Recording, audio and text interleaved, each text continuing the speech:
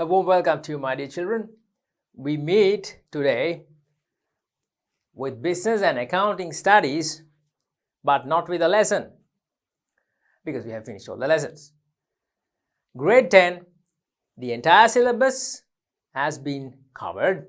All the lessons have been covered until the 12th lesson.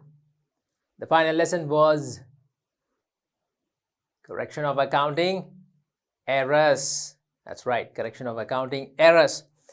And we did the activities in the book, in the textbook, and covered everything, including errors which affect the trial balance and errors which do not affect the trial balance, suspense account, and correction of all those errors. We did in a fine way. I hope you understood the last lesson. That is an important lesson. Yes, of course, that is an important lesson. Most probably, there is a very high probability for you to get a question from correction of accounting errors in your paper, in your exam paper, O-level paper. Right, so from today, we are going to start papers. Grade 10 papers. Grade 10 papers. Questions which are having a probability to come on your exam, O-level, to come for your O-level exam. I'm doing these target questions out of the papers, past papers, and out of provincial and zonal papers. In many examinations, in many exam papers, the questions which appeared in previous zonal papers, in previous provincial papers, in many examinations, in exam papers, those questions from zonal and provincial papers have come. You get what I'm saying, right? Of course you get what I'm saying. So today we are going to take this paper. This is a Western Province, Columbus Zone paper, second semester paper in 2016. So get this, let's get it clear. This is a 2016 Western Province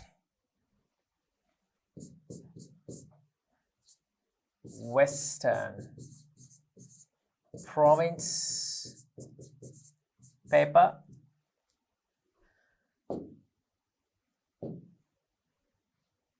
from the second term evaluation or second semester. Right, I'll turn to this side so you can see it properly. 2016 Western Province paper, second term paper. Right? Okie dokie. We're going to do this paper. This is a targeted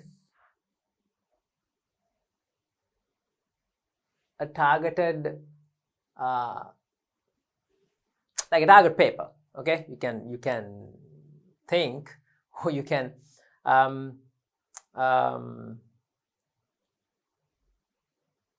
be positive about the paper, about the questions that we do, thinking that these questions which appear on these provincial papers, most of the time Western Province papers, do come in your exam paper.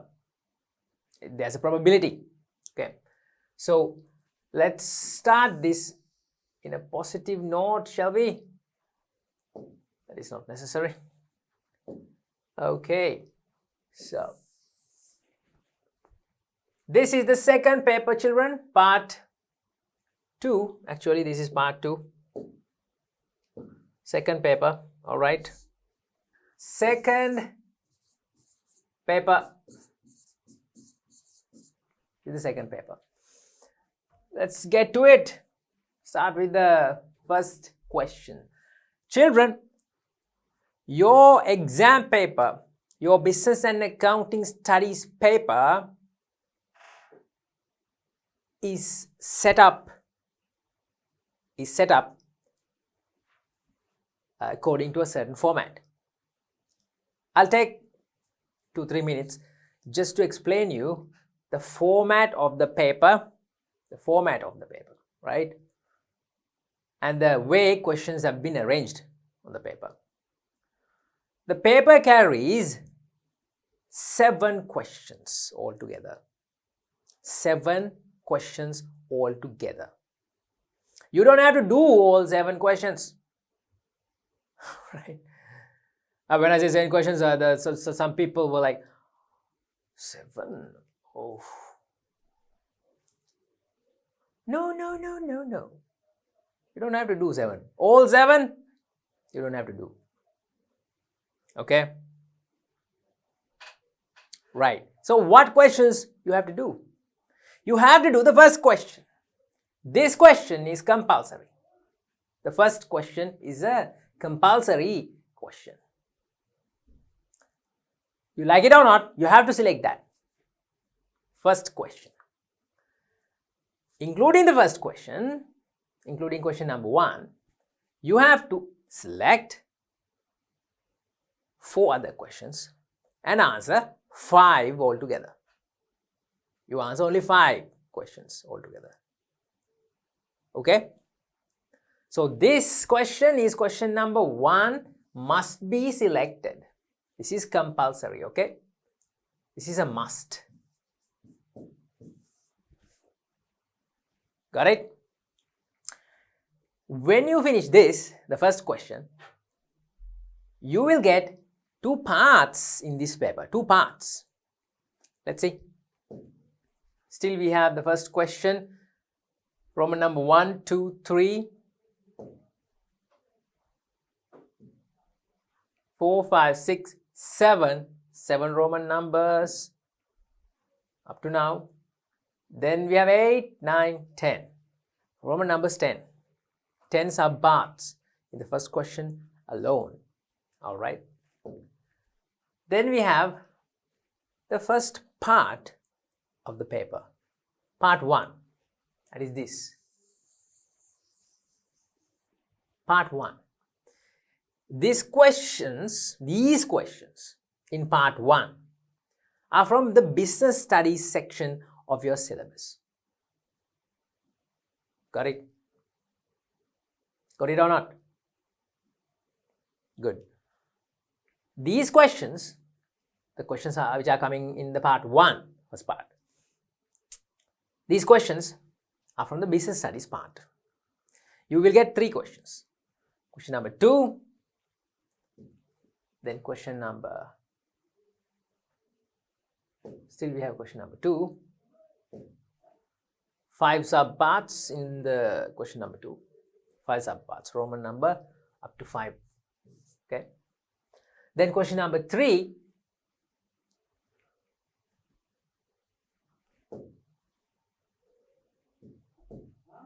then question number 4. Question numbers 2, 3 and 4. How many questions in business studies? From business studies part, how many questions? Question number 2, question number 3, question number 4. 3 questions. Out of these 3, you must select 2. Got it? Don't do all 3. Even if you have excess time, even if you feel like sleeping, on the desk. If you have done the paper, if you have finished the paper, if you have excess time, it's better than sleeping, doing an extra question. But I advise you not to do an extra question because the paper specifically has advised you to select 2 from each part. So you have 3 questions in business studies part, but select only 2. Alright. Then we have the accounting part. The accounting part. This is the accounting part. This is the part 2. Again, you have 3 questions. 3. You have to select 2 out of the 3. So, 5th question.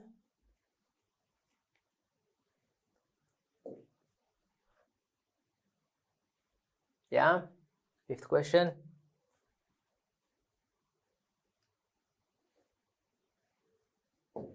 Yeah. Okay, 5th question. 6th question. 7th question. Then done. Question number 5, question number 6, and question number 7. 3 questions. You have to select only 2. That's right, 2.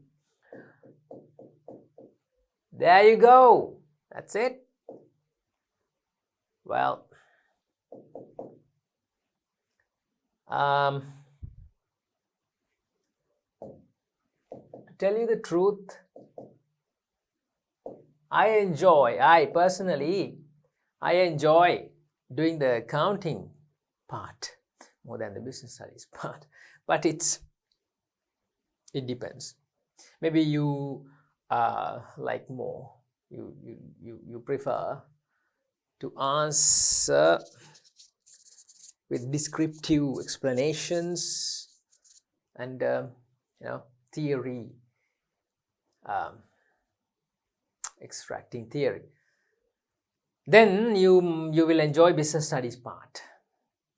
But I personally like to do accounting questions. Accounting, I enjoy the accounting part. Right, so 3 questions from business studies, 3 questions from accounting. Including the first question, answer 5 questions, selecting 2 from each part. Okay, business studies part and the accounting part. Oh yeah, okay. That is about it. That's about it when it comes to your business and accounting paper. I'm not gonna discuss about the marks allocation. We'll do it on a later date, right? Just this I'm gonna mention. In this first question, children, the compulsory question, you will get 10 Roman numbers. 10 subparts, right? 10 subparts. But in those other questions, part 1, business studies part, one question has 5 subparts. One question has only Roman numbers 5. Okay. Let's get to it. Why waste time? Damit Bandara, who studied in commerce stream. Oh, he has studied in commerce stream. I like that. I don't know, I like, students who usually like the commerce stream, okay? David Bandar, who studied in commerce stream for GCE A-level examination, had his own savings 10,000. He had his own savings 10,000. And obtained a loan of 20,000. He has taken a loan 20,000 because 10,000 is not enough to start a business. Loan of 20,000 on mortgage of his land. Mortgage of his land. He has mortgaged one of his lands. Well, it's for some people it's a risky thing. But what business can you do without a risk? What is business without risks? Yeah. So he has mortgaged his land. You know what is the meaning of mortgage? Keeping your land or a property as a security or as a collateral. That's a new word maybe. Collateral means you keep a property or a land that belongs to you in the bank as a security. So the deed of your land is in the bank now. Okay? You didn't sell your land. You mortgaged your land to the bank and you take a loan. Most of the time the loan will be a little less than the value of the land. Maybe the value of the land you can obtain as cash, as a loan, but your land, your deed, your property is in the bank. Okay, so he has done that and taken a loan of 20,000. Must be a very small land in a very far away area, a very far away land, because he has mortgaged his land and taken only 20,000. Okay, it's a very small micro loan, micro loan, right?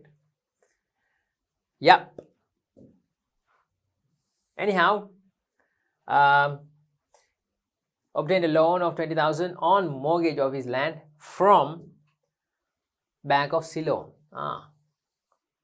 Favorite bank of the nation, Bank of Ceylon. Right. He bought a small grinding machine by spending 25,000 and started a small business. He has started a grinding mill. You know what a grinding mill is? A grinding mill, children. Grinding mill, you know, grinding mills. You know, the miris kudu, tuna paha kudu, hal piti, diapa piti. You know what grinding means? Ambarum halak. Okay, that's a little bit of Sinhala for you. So Bank of Ceylon has given him the loan and he has started a grinding mill. Small business, right? In addition, he produced finger millet flour, kurakkan piti. See, they have mentioned kurakkan piti, undu piti, undu flour, chili powder, miris kudu, pepper powder, gam miris kudu. These are the products. Damit Products is the name of his business. Okay, and he has issued the products to the market, right? So a lot of information here. Yeah, a lot of information. The finances of his business, the capital of his business, and a government bank is involved. Yeah, and the market, the products, the name of the business, a lot of information. For this purpose, he purchased finger millet flour, kurakkan piti, on credit basis. That's the transaction from Gamini and Sons. So there's another small private sector business. Gamini and Sons. Okie dokie. Let's get to the questions. First question. Using the above case, answer the following questions. According to the above, state two types of business organizations which engage in the business activities. What are they asking now? What are they asking? What are they asking? According to the above case, this case, according to the above case means this case. Whose case? Damit Bandar's case. Damit Bandar's case. According to the above case, they are asking, mention two types of business organizations which engage in the business activities. Two types of business organizations which engage in business activities. Right. This question is from your grade 10, lesson number 3. Okay. Your lesson number 1 is background of business. This is lesson number 1, grade 10. Lesson number 2 is business environment. Lesson number 2 in your grade 10 book. Lesson number 3 is, this question is from that. What is lesson number 3? Tell me. Business organizations. That's right, business organizations. From business organizations, they have asked you this question. According to the above case, to write 2 types of business organizations which engage in business activities. Let's look at the case. We have Damit's business. Damit is one guy. He has started his business alone. He has no other partners, no owners, only one owner in Damit's business, and that is Damit. What type of a business organization is Damit's business? What type? It's a sole proprietorship. That's right. So we have one type already, sole proprietorship. And I underlined another business organization. Why do you think I mark with these multicolor lines? I mark because these are important points. Get it? Important points. So we have Damit Products, first business organization, type of business organization. Damit Products is the first type of business organization. Then we have Gamini and Sons. Gamini and Sons. What type of an organization is that? Gamini and Sons. Is it a sole proprietorship? No, I don't think so. It's not a sole proprietorship. It's not a sole proprietorship. Gamini and Sons. Mr. Gamini and his sons are, if they are doing the business, there are more than one owner. These names normally, usually, these names are used for partnership businesses. Yep, this is a partnership business. Pereira and Sons. Well, that business, I'm not saying that it is a partnership, but it started off as a partnership. Pereira and Sons. Abdul Ghaffur and Brothers. Ghaffur Brothers. There is a business organization. The main man, the owner, one of the owners, the main one is Mr. Abdul Ghaffur and his brothers, the Ghaffur Brothers. What do you think? There are more than one owner, right? Can be 2, can be 3, minimum 2, maximum, tell me. Minimum 2, maximum 20. That's right. Partnership businesses, 2 to 20 owners. Just like these names always, come as this name. Gamini and Sons, Pereira and Sons, Ghaffur Brothers, Edrising Brothers. Yeah. So now we have 2 types of business organizations in the private sector, actually. Yeah. First one is Damit Products, sole proprietorship. Second one is Gamini and Sons, partnership business. That's right. Let's answer this question. State 2 types of business organizations which engage in business activities. First, Damit Products. Damit Products.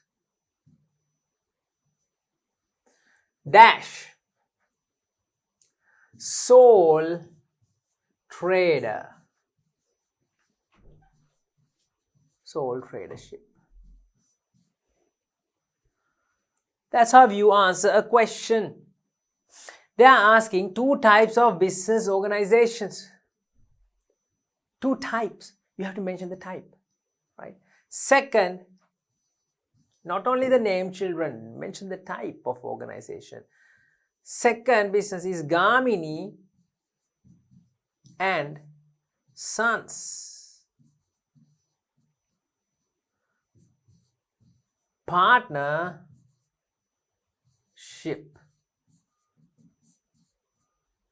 Business. Okay, partnership business. Second question. Name two advantages and two disadvantages of Damit's business organization. Now we already know what Damit business organization is. Damit business organization is a sole tradership. It's a sole tradership. This is Damit's business organization. It's a sole tradership. You can write sole tradership. You can write sole proprietorship. It doesn't matter. Then they're asking name two advantages and two disadvantages of Damit's business organization, which is a sole tradership. Sole tradership. Got it? Okay. Now, children, tell me the advantages of sole traderships. Tell me. No, you tell me. You are the one who's going to face the examination. I'll correct you. I'm asking you advantages of this business organization. Sole tradership. Advantages. I need advantages. Huh? First advantage. Tell me. Yeah. Yeah, good. Good. Easy to start. That's right. Another one? Independent decision making. Very good. Independent decision making. Yeah, that's right. Another one? Yeah, they're asking for two advantages, but we can discuss more. Easy to start. Okay. Easy to start. Okay. Yeah, the independent decision making. You said that. Yeah, I'm getting a valid answer now. Yeah, that's right. Less legal obligations. Good. Less legal obligations. There are no, well, if there are any legal obligations, it's a very few. It's a very, compared to other business organizations, there are very few legal obligations. Legal obligations means legal requirements to start a sole tradership. Very few, very less. We can start. You can start a sole proprietorship business anytime you want. Okay? You don't have to go and, obtain applications from forms from anywhere. You don't have to register initially. You don't have to take permission from any authority. You can start a sole proprietorship. Easy to start, right? Independent decision making and less legal obligations. There are so many other advantages. Let's write these two, the first two. Easy to start. And now we are writing advantages, all right? Advantages.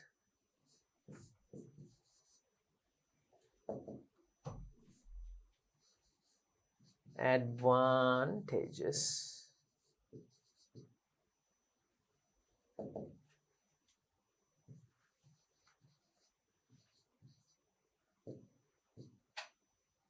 Easy to start. Number one, easy to start. You can write easy to commence, easy to set up, easy to start. Doesn't matter. Number two, less legal obligations. Can write that even.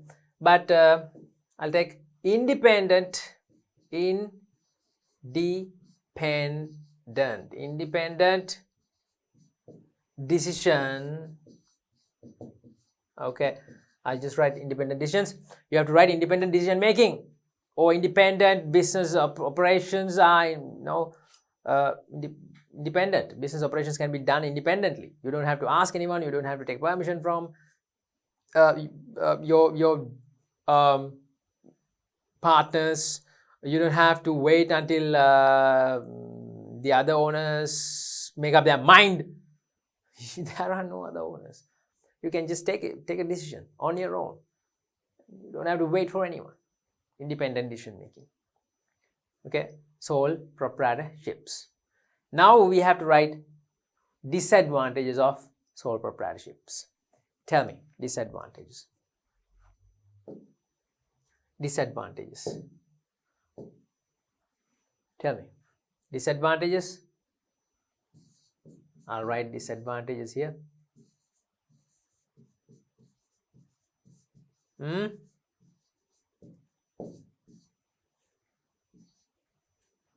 Yeah, I'm getting the answers. Yeah, that's right. That one is a valid point. Disadvantages, unlimited liability. It's a valid point. Who said that? That's a good one. Unlimited liability. Yeah, that's another one. No legal personality. Disadvantage. Those two might be the most, the main disadvantages. Let's write unlimited liability. Unlimited liability. Okay. No legal personality. No legal personality. No legal personality. Can you see that? Unlimited liability, no legal personality. We wrote two. Disadvantage. There are more. Less capital. Less capital. Difficult to raise capital because there is only one owner, and if he doesn't have money, he can't invest a big amount, a large capital to his business. So less capital or difficult to raise capital.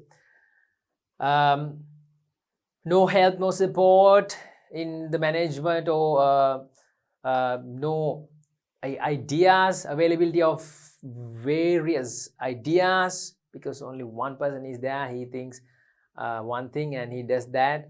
There are no people to put in their ideas or to be creative or to use their skills. No other owners are there, to contribute.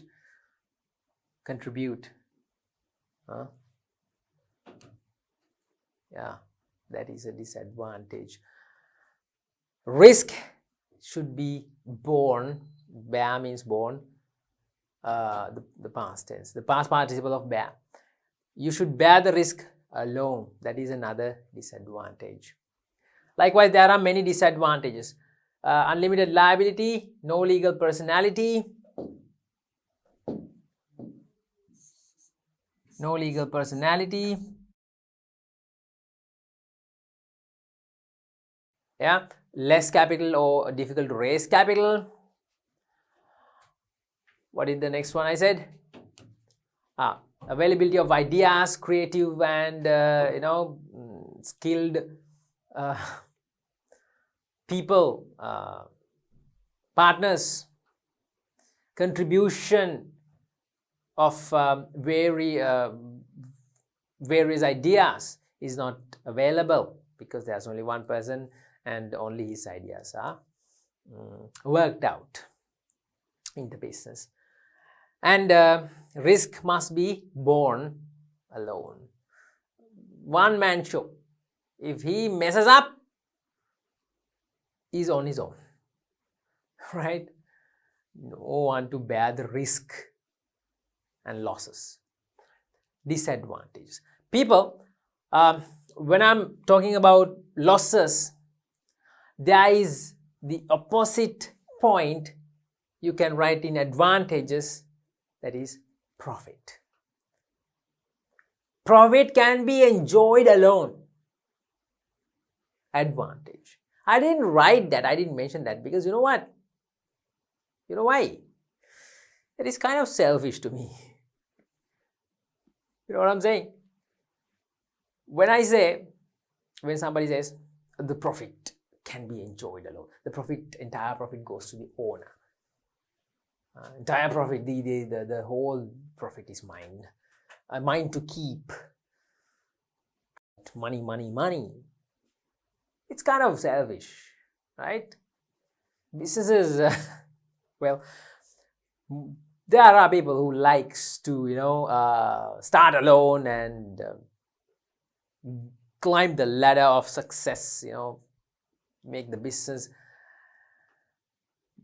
venture a successful one and do everything on his own. There are people, most people do that because of this factor, the money factor, the profit. Profit is his and he's alone.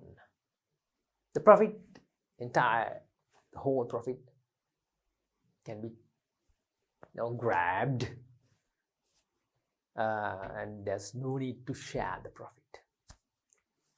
Most people who are doing sole proprietorships, who like to start sole tradership businesses, do that, start sole traderships because of that factor. The profit don't have to be shared. And there are other factors just like this. Because it is easy to start and because it is independent type of decision making. But the main factor, according to my opinion, children, is that because of that advantage. But it's a kind of selfish, motive. It doesn't matter. You can write that. No problem. All right. Let's go into morals and let's not go in deep into, human qualities and values. Let's not go into deep into those because we have to finish this paper. Second is done. Third,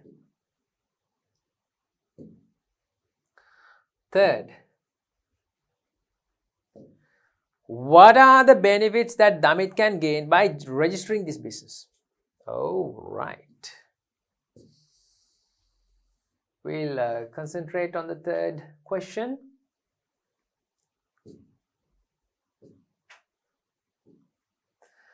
What are the benefits that Damit can gain by registering this business? I'll ask you an extra question related to this question. Okay? Now, this question is asking what are the benefits? What are the benefits Damit can gain by registering? My question to you is it compulsory to register this business? Is it compulsory? I don't know, you tell me. Is it compulsory to register Damit's business?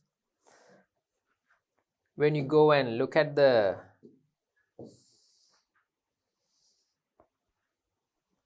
case, Damit's case, he's the only one owner, Damit Bandara.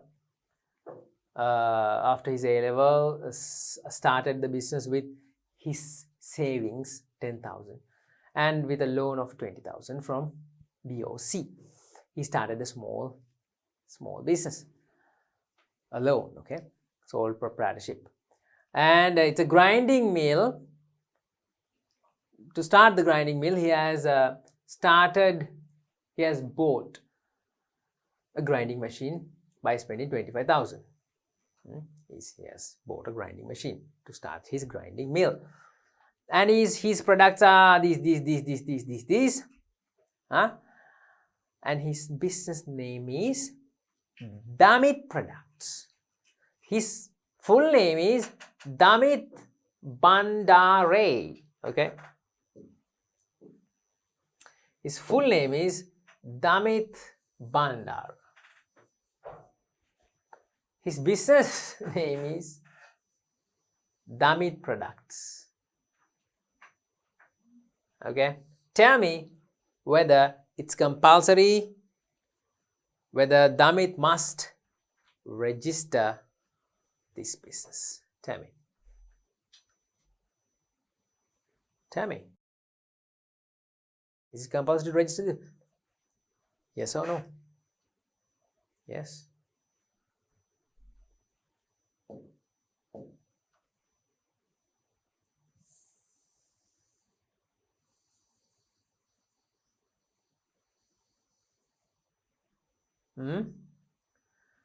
Yes, children. Damit must register this business, Damit, as Damit Products. Because you know why? Damit has not used his full name as the business name. If Damit has used his full name, Damit Bandar Traders or Damit Bandar grinding mills or whatever the name, with his full name, the business name, if it is the name of the owner, full name of the owner, it's not compulsory to register the business. But here the business name is not. It's not the full name of the owner. So what? Must register. Got it? Now they are asking children, what are the benefits or advantages of registering? Let's write benefits or advantages of registering. First benefit, Damit can gain by registering this business. What? Tell me. Oh, okay. Is that true? Really? By registering this business, Damit, by registering this business, Damit Products, the business gets a legal personality. Who said that? Really? Seriously? No. No. Even though you register a sole proprietorship, you don't get a legal personality. Even though, I repeat, even though you register a sole proprietorship business, the business name of a sole proprietorship, even though you register the business name, the business will not get a legal personality. Don't write that, it's wrong. But the business will get an identity. That is true. The business name will be recognized and it will get an identity. So you can write that, not legal entity. Okay. Sole proprietorship businesses do not get legal personality or legal identity, legal entity, even though you register them. But sole proprietorships can get a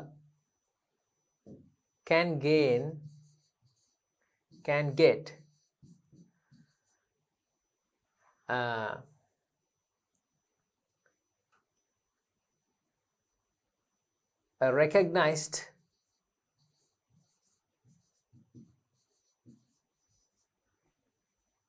identity.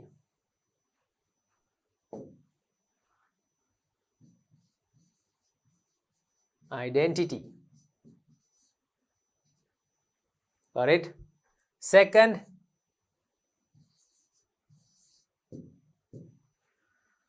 can get a recognized identity in the area, in your, the local area. Some people call it the area, my area. In my area, my business is famous. People know my business. There are businesses like that. Sole proprietorships, registered businesses. Everybody knows. If you say the name, everybody knows. Famous, popular, recognized by people. Like, let's say, businesses. There are examples. You can think of plenty of examples. Gilani Traders. Yeah, KP supermarkets. Aravinda grinding mills. Damit products. Yeah. Businesses, sole traderships, registered businesses, which are carried out in a large manner, in a large scale. Sometimes they have a recognition. Okay.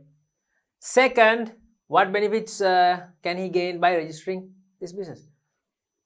Can be entitled to, can qualify to obtain bank loans. We'll write that. Can qualify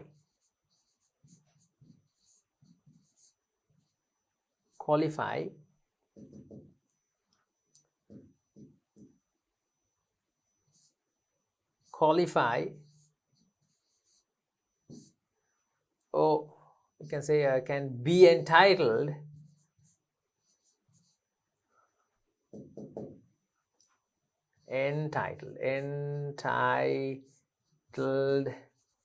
to obtain or to get bank loans.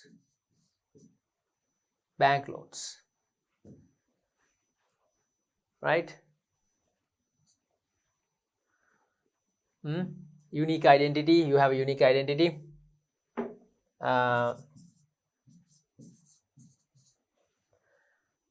You get entitled, or you qualify to get bank loans. If the business is not registered, children, banks are very, very, very hesitant. Banks actually do not. They do not give you loans. You can't obtain a loan, not even a small loan from a bank. Your business must be registered. Okay, so that is an advantage of, benefit of registering the business name. Got it? Next page.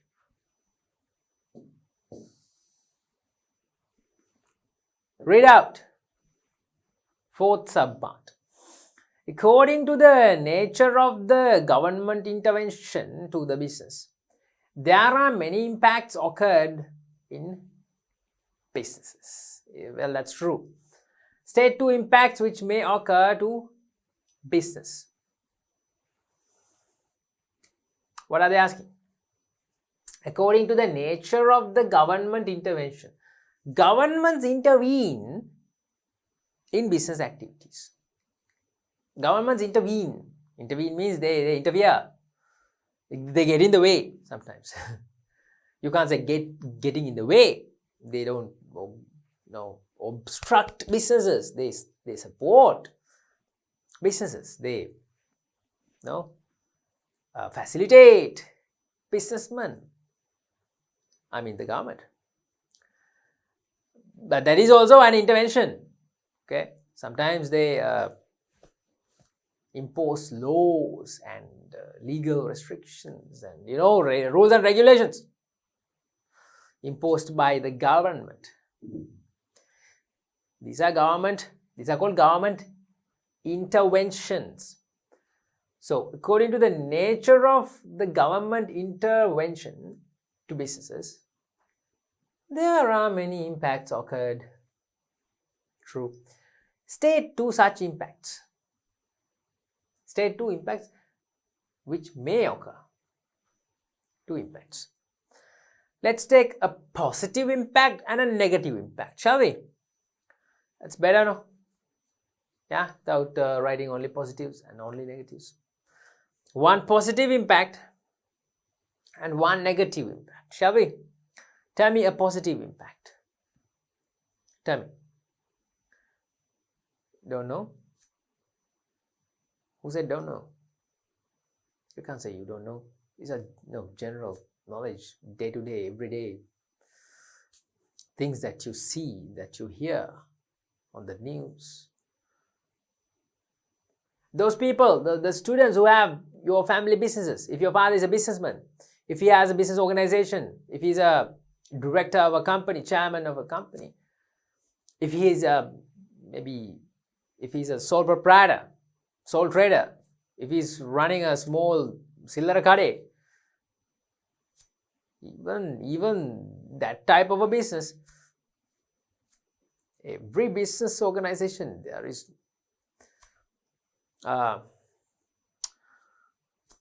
regardless of your type of business organization, every business organization is influenced by government activities.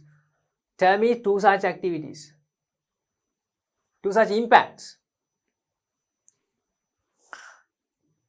Taxes. Yeah, that's a good girl. That's a good girl. You thought of taxes, no? Taxes, the taxation, taxes imposed by the government impact, has an impact on businesses. Governments, most of the time, most governments, they charge taxes from businesses and from individuals too. Well, in Sri Lanka, of course, our government has no other income, has very few other incomes except tax income. They earn, the government is generating an income, the government income from taxes, by taxing the people. Not taxes, more and more taxes. Well, very special country, Sri Lanka, on the way to rapid development. Yeah. So this type of taxes has a direct impact on businesses. Yeah. So we'll write that. State two impacts which may occur to businesses. Government tax policies,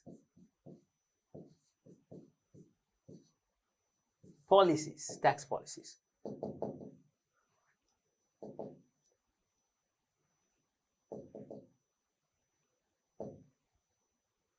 Tax policies has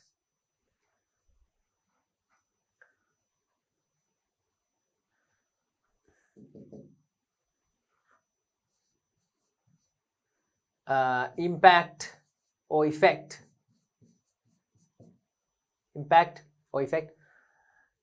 the profit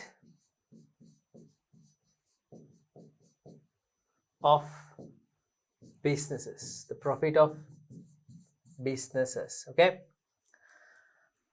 Well, when they charge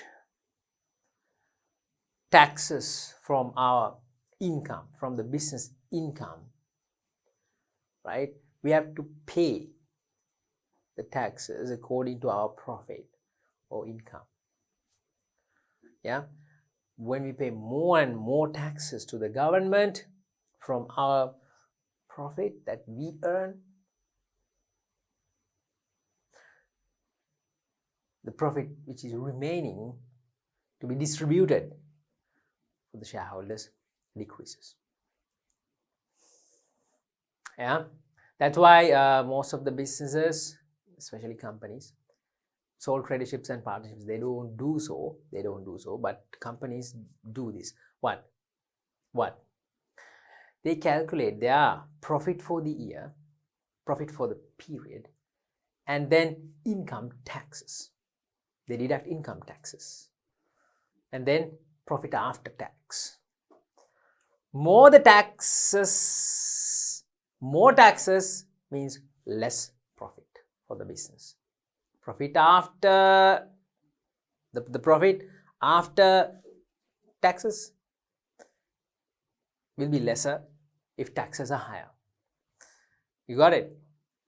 So these type of corporate taxes, business taxes, they affect the profit of a business.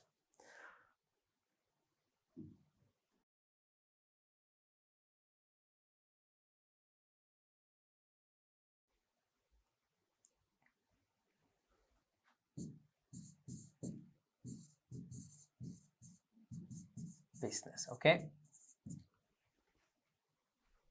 Then that is one impact, that is probably a negative impact. There are many impacts occurred on businesses, state two impacts which may occur. Then I'm going to write a positive impact. A positive impact. Children, have you heard of infrastructure? Have you heard that word? Do you know what is infrastructure? Facilities provided by the government to the general public, to the country, to businesses in the country. Infrastructure facilities. In Sinhala we call yatitala pahasukam. Some children, when I say yatitala pahasukam, they laugh. Yatitala pahasukam, yatitala yatingena pahasukam. No. No. Yatitala pahasukam. Infrastructure means the facilities provided by a government to the public, free of charge sometimes, right? The facilities for common purposes to the general public, such as roads and electricity supply and water supply and the airports and harbors and those to the general public. When a government is keen on providing infrastructure facilities and developing in the infrastructure of the country, it's positive for businesses. If the roads are not rugged, not abalang paraval, nattang, if the roads are not rugged, if the roads are carpeted with 4 lanes, if highways are there, expressways, if more transportation mediums are there, if trains and railways and railway stations and more transport mediums are there, it's good for businesses. If harbors are being developed, if airports are being developed, if the electricity supply, the street lighting and everything is maintained, it's good for businesses. So that's a positive impact, right?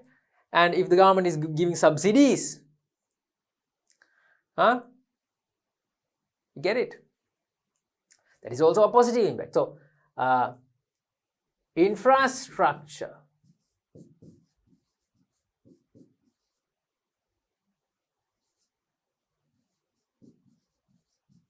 facilities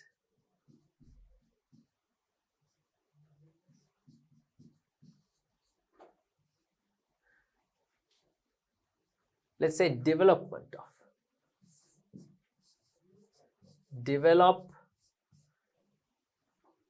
infrastructure facilities development. I'll put a dot here. It should be development of infrastructure facilities can affect business operations. Can affect business operations.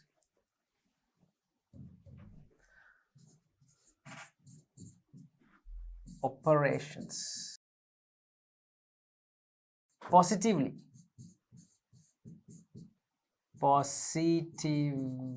okay?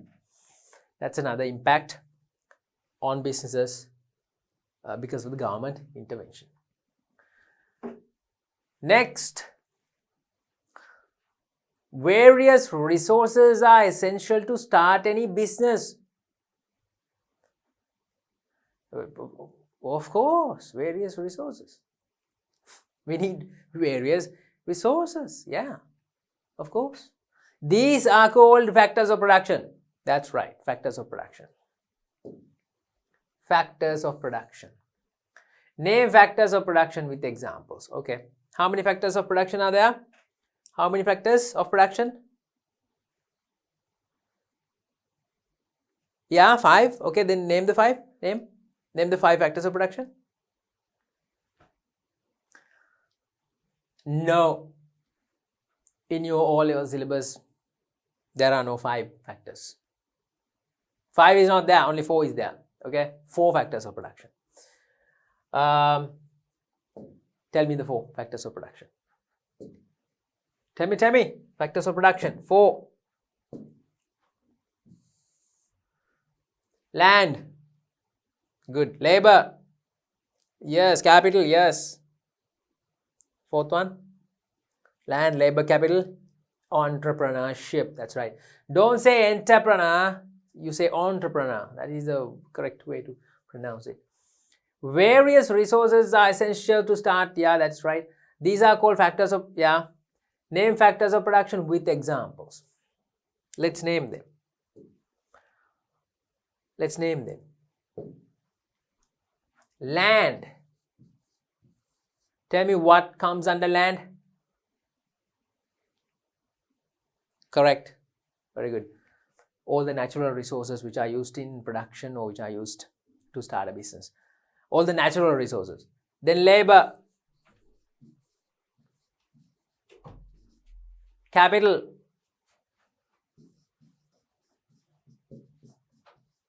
Finally, entrepreneurship. That's right, entrepreneurship. The most important one probably is entrepreneurship. Yeah. Entrepreneur.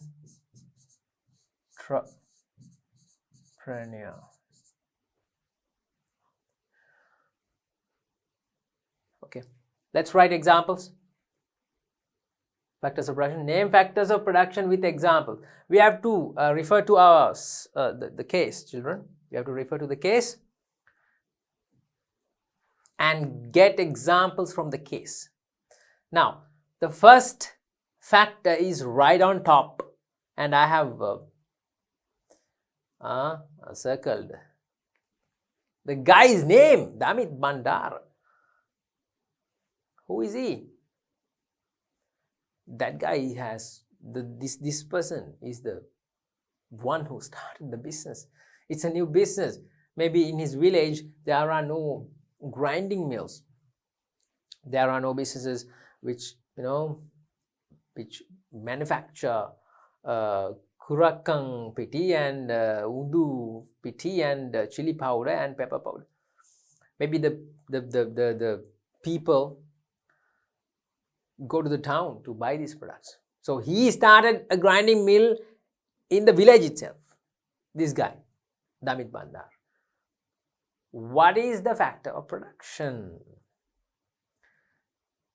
I'm talking about? Correct. Entrepreneurship. Well, you can consider him as an entrepreneur. Yeah. Then he invested 10,000 from his own savings. 10,000. What is that? Money invested to the business. It falls under what? The money invested to the business, to start the business. Yes, it falls under capital. So the money falls under capital. We have 2. Okay, let's write those. And there's one more. Grinding machine. That falls under capital. Let's write those 2, children. Shall we?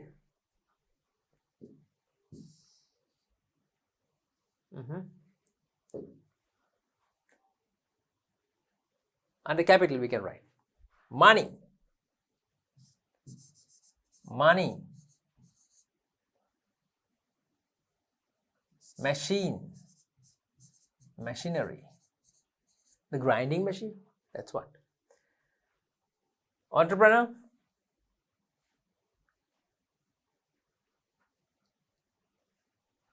I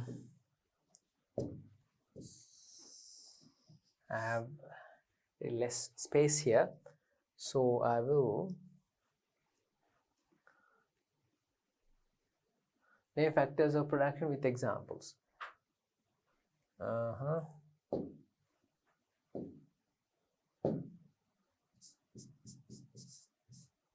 I'll write enterprise, okay? Enterprise. You can say entrepreneur or enterprise, both are correct. And you can write the name of the guy. Who is the guy? Damit Bandar. Damit Bandar. Okay. And labor. Employees. Does this business have employees? Does it have employees? Let's go and check. His own savings, he used 10,000 and he obtained a bank loan of 20,000 from BOC and bought a grinding machine, the machinery, that's capital. So the money is capital, the grinding machine, the machineries are also capital. But he started to produce Kurakkam flour and Undu flour and blah blah blah under the name of Damit products, issued to the market also to sell the products. For this purpose, he purchased finger millet flour, that is Kurakkam flour, from a business called Gamini & Sons. They haven't mentioned anything about employing workers or people, but we have to write under labor, we have to write employees because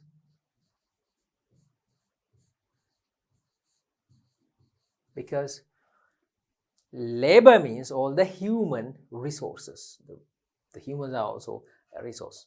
Employees are a resource to a business. Of course, to any business, employees are resources. Employees fall under labor, the laborers. Land are the natural resources. So we can write Kurakkang. Kurakkang, he buys from another business. Kurakkang.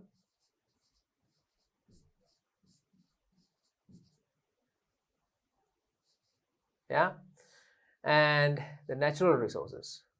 What other natural resources are used?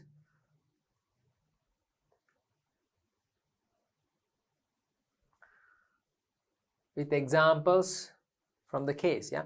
Kurakkang, what other natural resources?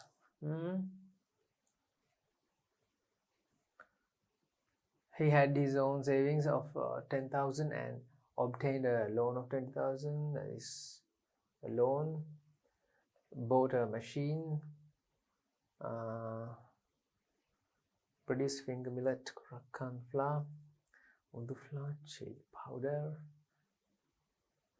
Yeah, he is using chili, miris, gam pepper. Is using Kurakkang, and all these are natural resources. To produce his products, to start his business, his production business, is using these natural resources. Okay, you can write Kurakkang, chili. Wow, chili means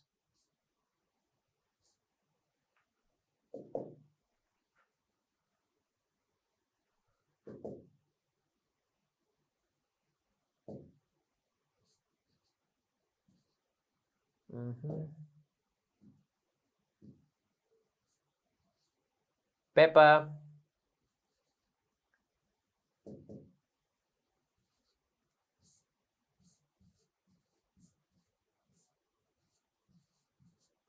Right, and to start this grinding mill, he must have used a land. So the piece of land, idam, piece of land which he used to set up his business, the grinding mill, that land also goes under land, because land is a natural resource, and the name of the resource, the factor of production is land. Some people, some students think, land if when they say land as a factor of production, as an input to start a business, when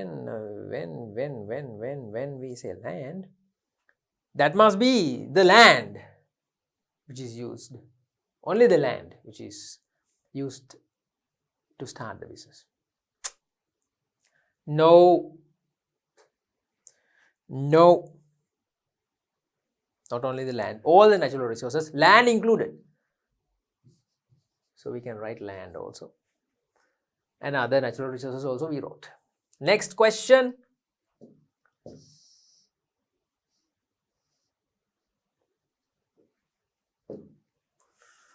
State examples for assets and liabilities in this business. Whoa, we can write a lot. Wow, such a simple question, really. State examples for assets and liabilities in this business. Let's write assets.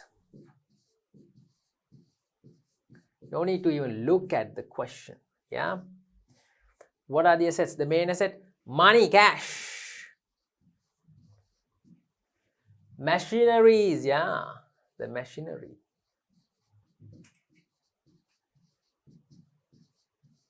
What else? Machineries. What else? Money, cash, and machineries. And what are the other assets? Inventory. Why? The Kurakan stock and the chili stock and the pepper stock and the blah blah blah. All the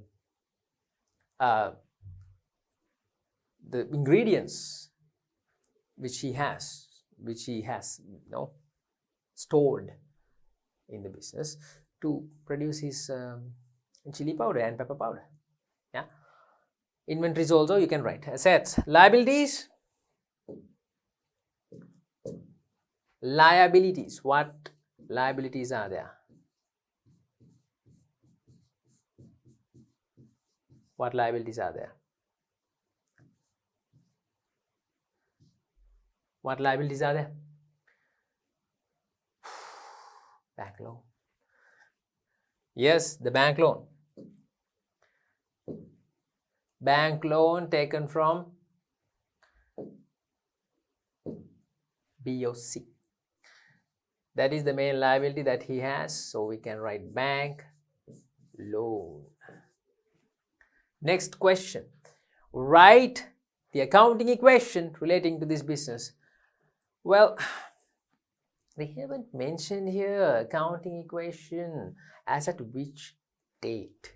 Is it at the opening or is it at the closing date of the month? Usually, children, when this type of a question is asked, they mention the accounting equation as at 1st January or 1st March, the beginning, the starting date of the period. Yeah, but here no. We'll assume that let's assume that they are asking for the accounting equation as at the beginning, as at the starting date. Okay. So write the accounting equation relating to this business as at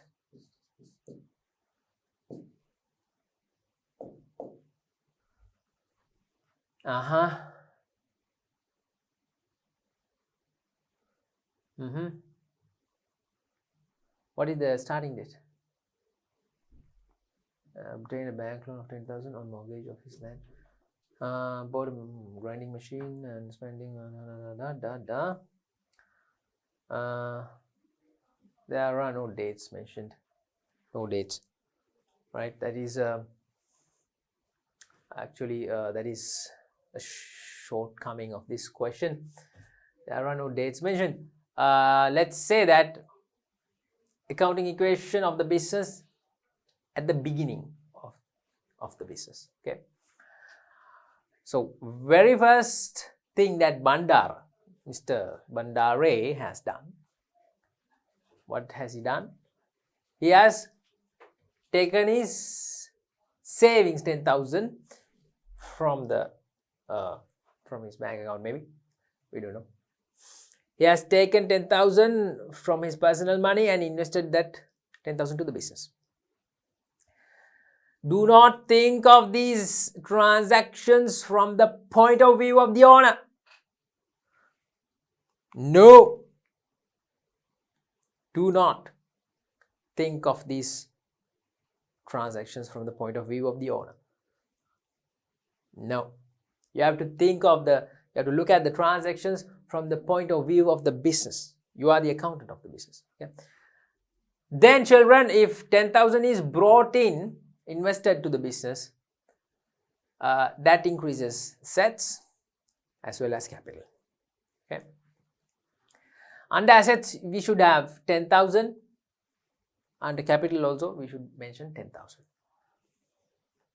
Another bank loan is there. 20,000. Bank loan is not invested by the owner. Bank loans are obtained from banks. Yeah, right. Bank loans are obtained from banks. Really? Oh, really? Of course, bank loans are obtained from banks. Do we have to mention these things? Anyway, bank loans are obtained from banks, yeah. So that is an external liability. But bank loans means more cash, bringing in more cash to the business. So under assets, cash increases. Under liabilities, loan increases.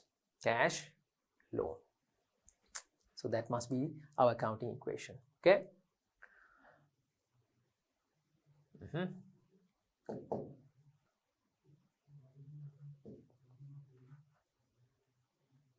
Okay, that's right. Let's write the accounting equation. Assets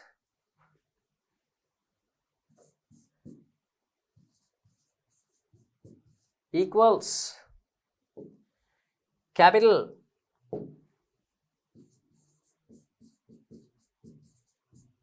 plus liabilities. Assets equals capital plus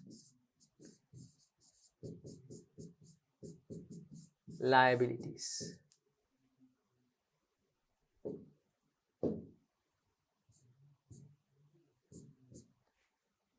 There you go. Now let's enter. Under assets plus 10,000. Oh, they haven't mentioned the transactions occurred in the business organization. Enter transactions which occurred in this business to the accounting equation.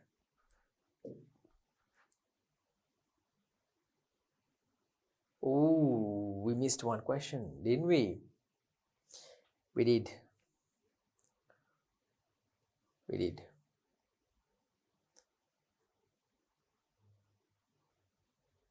Yeah, we did. The seventh one. Write the accounting equation relating to this business asset. Let's say asset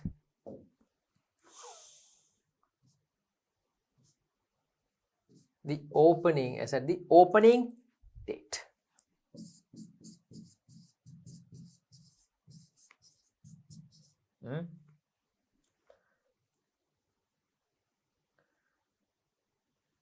Write the accounting equation relating to this business as at the opening date. If we want, we can mention values too. Let's mention values too. Shall we? Sets equals capital plus liabilities. Assets equals capital plus liabilities.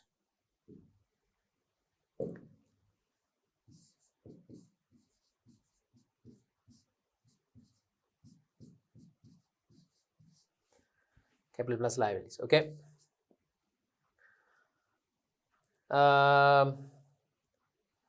As at the opening date, no, as at the opening date, right? Opening date means the first date, right at the beginning only. Right at the beginning, he has invested 10,000 as capital and taken 20,000 as a loan. Okay, so we have 10 plus 20, 30. We have 30.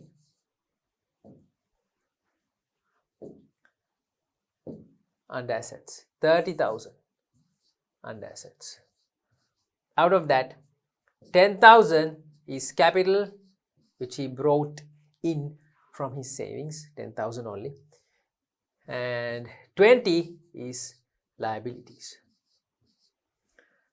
There you go, children, the accounting equation. Now to this question, we took this question mistakenly. Now it's time. Voila. Enter transactions which occurred in this business to the accounting equation. There you go. Let's enter. First transaction. First one. First one, children, first one. What is the first transaction? Employing or investing the 10,000 out of his savings. Owner investing capital 10,000. It increases assets 10,000, at the same time increases capital 10,000. Easy peasy. Simple transactions, very simple ones. Alright. 10,000. Next transaction. What is the next transaction?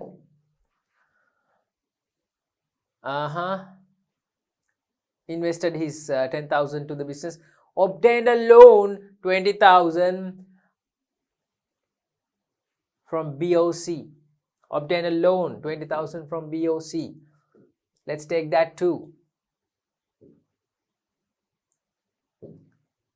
See the first transaction, second transaction, obtain a loan. What comes to the business? What comes to the business when you take a loan from a bank? What comes to the business? Money, money, money, cash. Cash comes into the business. Useful, very useful, bank loans. So cash increases again 20,000. But it is not coming from the owner, so you can't put it to capital. Bank loans are taken from banks. Yeah, like I said before. So under liabilities, external liabilities plus 20,000, increase 20,000. There's nothing here, okay?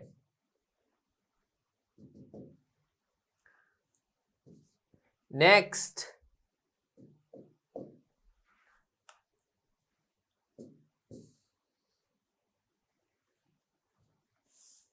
took a bank loan of 20,000, blah, blah, blah. Right, all right. Right, all right. He bought a small grinding machine. By spending 25,000, started the business. Bought a small grinding machine, you know, to grind. Yeah. He bought a small grinding machine by spending 25,000. Assets. More assets coming into the business. More assets. The machine is an asset which came to the business, right? Yeah, of course. So, assets increase. Which asset? 25,000 worth of a machine. 25,000 worth of a machine. Before this machine was bought. Machine එක ගනිසෙල්ල. There was no machineries in the business. When the machine was bought, a new asset came into the business. So under assets plus 25,000, that is machine. Plus 25,000, that is machine.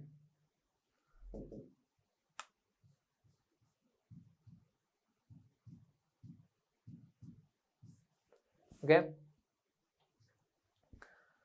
But at the same time, machine is not gifted. Machine is not a gift from God.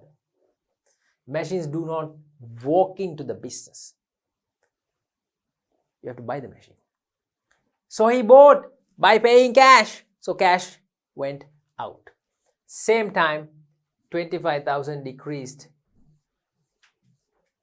cash. If you find it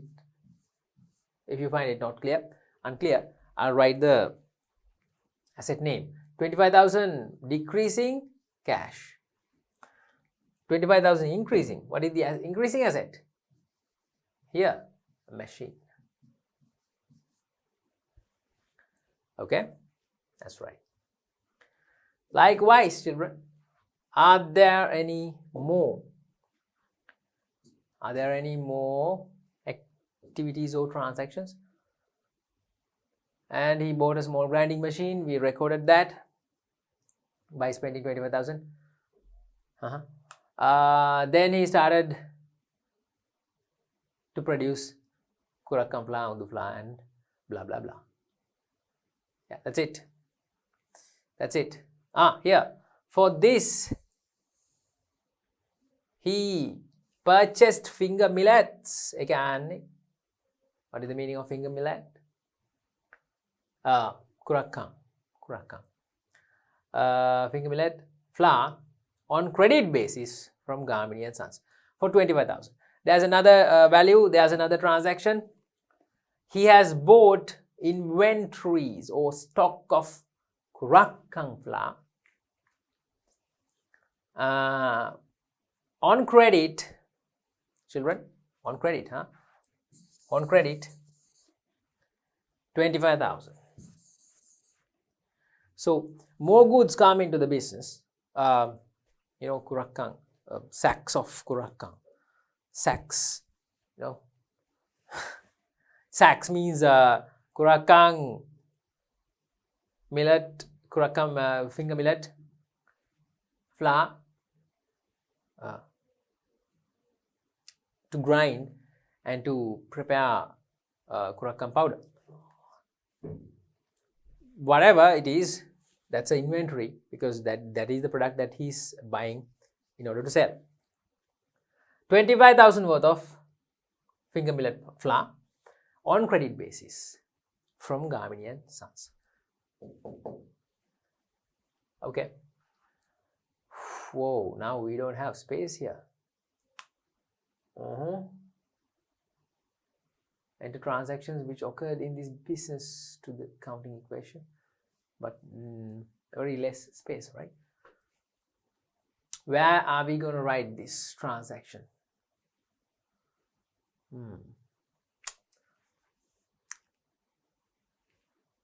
Let's write it here. Where? Let's write it here. Where? Let's write it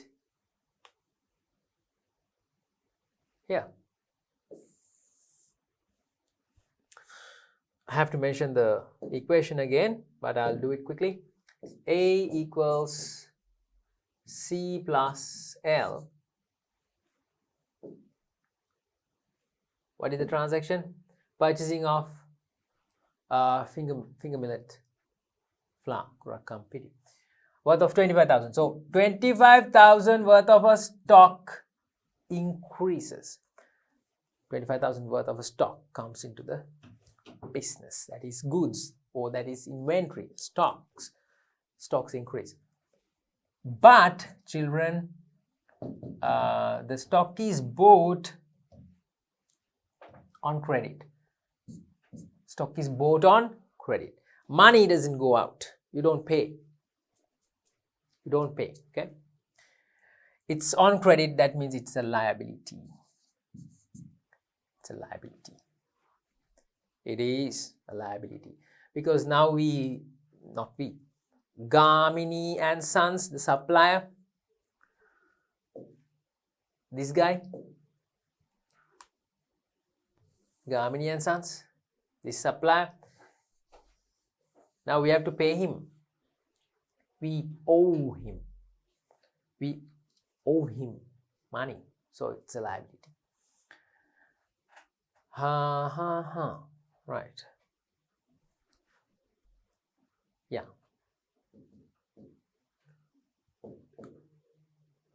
That's why I mentioned here. Assets increase. This is what asset is increasing? Stock. Stocks increase. Creditors also increase.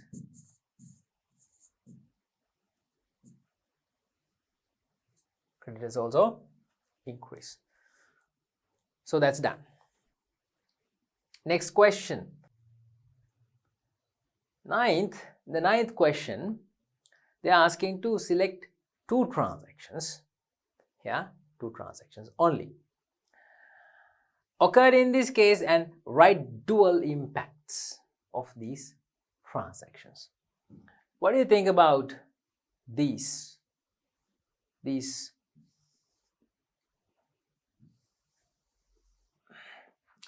term, dual impact? What do you know about dual impact? Dual. Well, of course, we have talked about dual impacts back in the day, back in the time when we were in lesson number 4. Yeah, 4 and 5. Dual impacts of transactions. Every transaction which happens in a business creates a dual impact on the assets and liabilities of that business. Maybe when a transaction happens, it will increase the assets and decrease the liabilities. Maybe decrease the assets, increase the liabilities. Maybe it will increase assets and increase capital, decrease assets and decrease capital. These are the dual impacts. Now they are asking us to select two transactions occurred in this case and write dual impact of these transactions. Okay, dual impacts of these transactions. These transactions. Children, now I have squared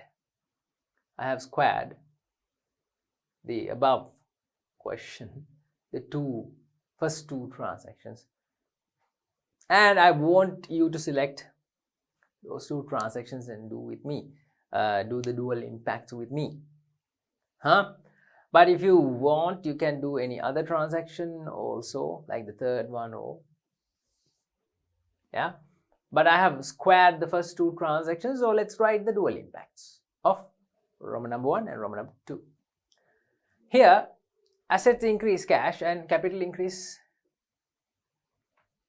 and the capital equity increases.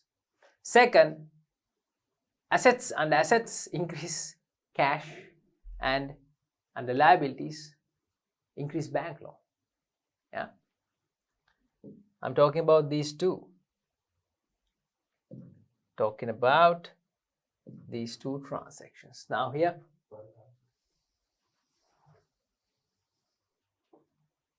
this transaction and this transaction, Roman number 1 and Roman number 2.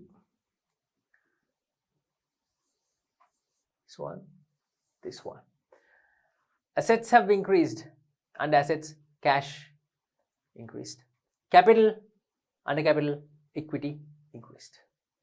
Okay. Second transaction, assets and assets, Cash again, cash has increased 20,000, but under liabilities, bank loan has increased. These are the dual impacts. So the next part, the ninth part is asking to write the same thing. Let's write Roman number 1. Assets. Assets increase, assets increase. Assets increase.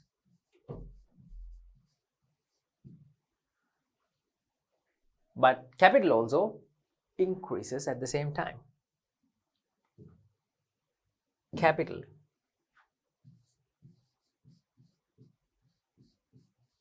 also increases. Capital increase.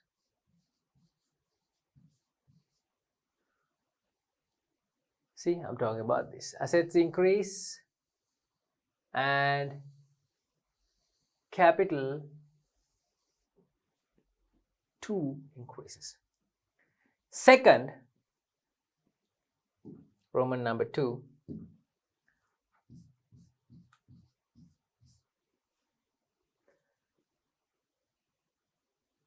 Assets, under assets, cash increase. Under assets, cash increase. But nothing here in under capital. Liabilities also has increased. So what we can do is we can write assets increase, assets increase,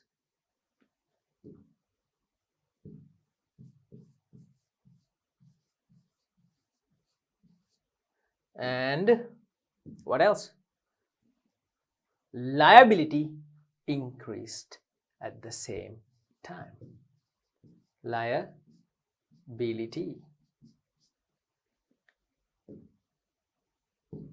increased.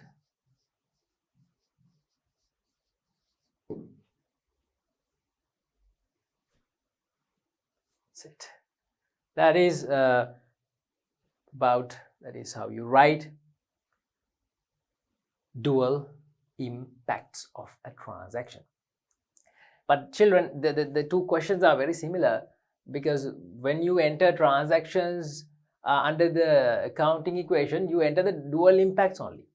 So under the accounting equation, you have entered dual impacts, and again they are asking to write the dual impacts in the 9th question. Now the 10th one.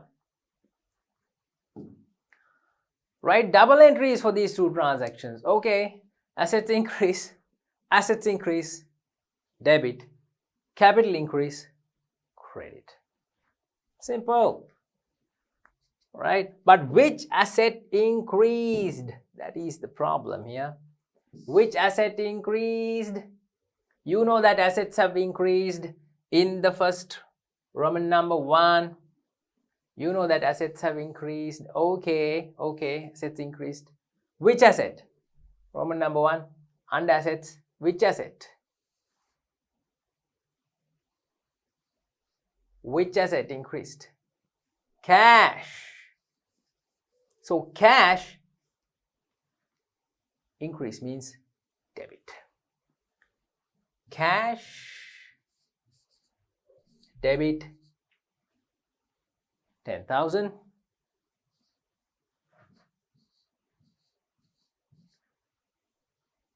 Capital also have increased, but if capital increases, if assets increases, it's a debit. If capital increases, it's a credit.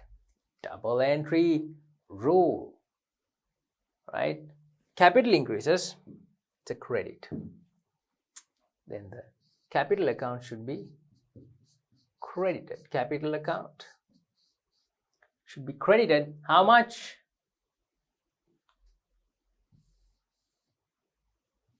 Same amount, 10,000 under capital. 10,000. debit and credit. Now we are writing the double entries. Don't get confused between dual impacts and double entries. Okay, got it? First transaction done, double entries you wrote. Second transaction, double entries, shall we? Can you? Let's try it out. You tell me. Second transaction, double entries. Double entry for the second transaction. Second one is this. Assets increase. Again, assets increase is a debit. But liability increase is a credit. But which asset increased? We have to go and see under the accounting equation. Which asset increased? Cash asset increased. So cash debit. Which liability increased? Bank loan liability increased. So bank loan credit. Simple, dimple. Yeah. Cash debit 20,000.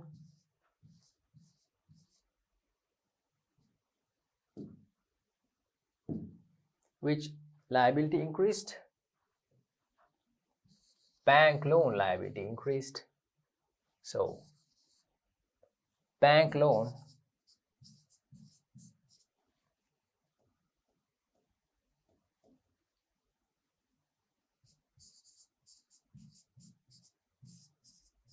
credit 20,000. Wow. That's it, children. So we did the whole first question, all the 10 parts. You have 10 Roman numbers. Most probably the last few Roman numbers, like 7, 8, 9, sometimes 8, 9, 10 are coming from the accounting part. Right. So with that, we finish the first question and the session. I hope to see you soon with the next parts of this paper. That is the first part, business studies part, and the second part, accounting part. We are going to do all the questions of this paper because it's a Columbus zone paper, Western Province paper. Not a very difficult one. It's a second term paper. So we are going to cover all the questions. I hope that you'll get together with me. So see you soon. Thank you very much.